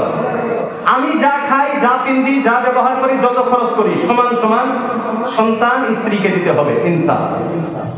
জুলুম কারো প্রতি করা যাবে না। এখন বাঁচলো কয়টা? একটা, কি পাচ্ছে? ইহসান। আর আল্লাহ বলছেন কি? ওয়াবিল ওয়ালিদাইনি ইহসানা, মা বাবার সাথে ইহসান করো। তার মানে তোমার স্ত্রীকে যতটুকু দাও, তোমার সন্তানকে যতটুকু খরচ করো, তোমার নিজের উপরে যতটুকু খরচ করো, তোমার মা বাবা তোমার প্রতি যতটুকু খরচ করছে, তার চেয়ে বেশি তুমি তোমার মা বাবার দাও। এর নাম হলো ইহসান। কিন্তু আমাদের বর্তমান বাস্তবতা উল্টা। নিজে তাও কিছু নেই না নেই, স্ত্রী সন্তানের দিতে দিতে একবারে খিলাইতে খিলাইতে আগা ধরায় ফেলায়, আর মা বাবার খবরই নেই। 5 বছর আগে যে সুইটার কিনে দিয়ে দিয়েছিল, আমি হিসাব করে 2 বছর আগে যে সুইটার কিনে দিয়ে দিলাম। তো মা বাবার সাথে কি করতে হবে ভাই? সবাই বলেন না, কি করতে হবে? ইহসান। স্ত্রী সন্তানের সাথে ইনসাফ। মনে থাকবো এই লাস্ট এই 2টা পয়েন্ট যদি আপনি মনে রাখতে পারেন, আমি মনে করি আপনি জান্নাতি বলি সুবহানাল্লাহ। নিজের সাথে, নিজের সন্তানের সাথে, স্ত্রীর সাথে ইনসাফ। আমি যতটুকু, সন্তান ততটুকু, স্ত্রী ততটুকু। আর মা বাবার সাথে ইহসান। আমি নিজে যতটুকু খরচ করি মা বাবার জন্য বেশি, আমি আমার স্ত্রীর জন্য যতটুকু খরচ করি তার থেকে মা বাবার জন্য বেশি, আমার সন্তানের জন্য যতটুকু খরচ করি মা বাবার জন্য তার চেয়ে বেশি। ইহসান করবো তো ইনশাআল্লাহ? সবাই করবো তো ইনশাআল্লাহ? আল্লাহ আমাদের তৌফিক দান করুন, সবাই বলি আমিন। তো বন্ধুরা, আমরা বলতেছিলাম আমাদের মা বাবা যখন আমার আপনার লালন পালন করেছে, আমার মা বাবা আমারে বড় কষ্ট করে লালন পালন করেছে। আজ আমি আমার মা বাবার দোয়ার বরকতে আজ আমি বড় হয়ে গেছি, শিল্পপতি হয়ে গিয়েছি। আজ আমি আমার মা বাবার দোয়ার বরকতে আজ আমি টাকা পয়সাওয়ালা হয়ে গেছি। এর বন্ধুরা আমার, আজ আমি চাকরিওয়ালা হয়ে গেছি, বিজনেসম্যান হয়ে গেছি, টাকা পয়সাওয়ালা হয়ে গেছি। আল্লাহর কসম খেয়ে বলতেছি, আপনার মা বাবার রাত্রে চোখের পানি যদি না পড়তো, আল্লাহর কাছে যদি কান্নাকাটি না করতো, আপনি জীবনেও টাকা পয়সাওয়ালা হইতে পারতেন না। বলেন ঠিক কিনা? এই জন্য বন্ধুরা আমার, যাদের মনের ভিতরে এমন আছে যে হুজুর আমার মা বাবা যদি এখন বেঁচে থাকতো, আমি মা বাবার জন্য তো অনেক কিছু করার নিয়েছিলাম, কিন্তু এখন আমার মা বাবা দুনিয়াতে নাই, তারা কবর জগতে আছে, তারা কি অবস্থায় আছে আমরা জানি না। আজ আমার মনে মা বাবার কথা বারবার আসে যে আজ আমার মা বাবা যদি বেঁচে থাকতো, তার জন্য আমি এটা করতাম, ওইটা করতাম। এর বন্ধুরা সেই কবরে মা বাবা শুয়া শুয়া আমারে আপনাকে দেখতেছে, দেখি আমার সন্তান আমার জন্য কি করে, আমার সন্তান আমাকে কত ভালোবাসে।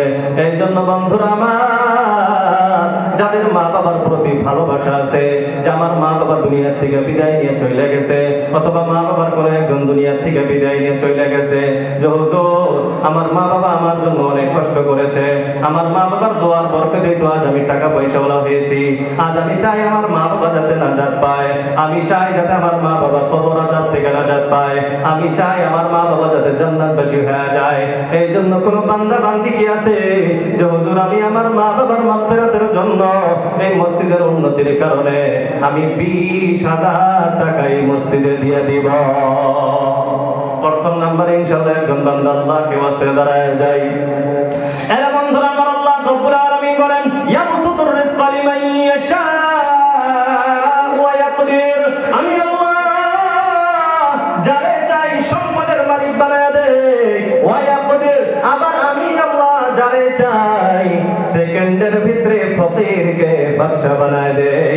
এই ক্ষমতা আল্লাহর আছে না নাই? সবাই বলেন আছে না নাই? এরা বন্ধুরা আমার, আজ যার জন্য আমি টাকা পয়সা জমা করতেছি, আজ যাদের জন্য আমি এত টাকা পয়সা একত্রিত করতেছি, আল্লাহ রাব্বুল আলামিন বলেন ওয়ামাল হায়াতুদ দুনিয়া ইল্লা মাতাউল গুরুর, এই পার্থিব জীবনটা শুধুমাত্র ধোঁকা আর ধোঁকা। এই জন্য বন্ধুরা আমার আল্লাহ রাসূল আল্লাহর হাবিব সাল্লাল্লাহু আলাইহি ওয়াসাল্লাম বলেন ইত্তাকিন নার ওয়ালাউ বিশিক্কি তামার, একটা খেজুরের বীজের মাধ্যমেও যদি হয় নিজের জাহান্নাম থেকে বাঁচায় নাও। এর বন্ধুরা আমার আল্লাহ রাসূল আল্লাহর হাবিব জানায়া দিলেন যার যেমন সমর্থ আছে সমর্থ অনুযায়ী নিজের টাকা পয়সা আল্লাহর রাস্তায় দান করো, আর ওই দানের মাধ্যমে তুমি নিজেকে জাহান্নাম থেকে বাঁচায়া নাও। এর বন্ধুরা আমার আজ আমার আপনার উপরে মুসিবত আইসে কি আইসে না? অনেক সময় মুসিবত আসে, টাকা পয়সা সব কিছু শেষ হয়ে যায়। আল্লাহ রাসূল আল্লাহর হাবিব বলেন as-সাদাকাতু তারুদ্দুল বালায়া ওয়া তাজিদু ফিল উমর, সাদাকার ভিতরে এমন ক্ষমতা আমি আল্লাহ রেখে দিয়েছি, সাদাকার ভিতরে এমন পাওয়ার আমি আল্লাহ রেখে দিয়েছি, কেউ যদি সাদাকা করে এই সাদাকার উসিলায় আমি আল্লাহ তার উপরে মুসিবত আসতে দেই না, বলি সুবহানাল্লাহ। এই জন্য বন্ধুরা আমার প্রথম নাম্বারে ইনশাআল্লাহ একজন বান্দার নামটা লেখায় দেই, একবারে দিতে পারি আলহামদুলিল্লাহ, না দিতে পারি আস্তে আস্তে ইনশাআল্লাহ পরিশোধ করে দিব।